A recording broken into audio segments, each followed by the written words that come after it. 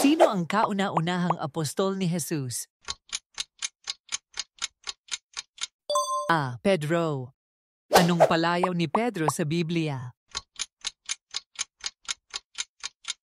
B. Ang batong ipinahayag ni Jesus. Ano ang pangalan ng kapatid ni Pedro na apostol din? B. Andres. Sino ang naglapit kay Pedro upang ito ay sumakay sa tubig at lumakad patungo kay Jesus? A. Juana. Ano ang salitang Griego na nangangahulugang bato na ginamit bilang pangalan ni Pedro? A. Petras.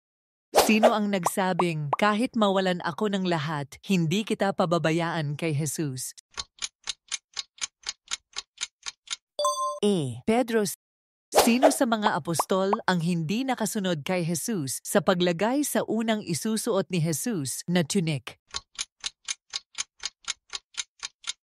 B. Juan. Anong uri ng bagay ang tiniyak ni Pedro sa Ebanghelyo sa mga Hudyo?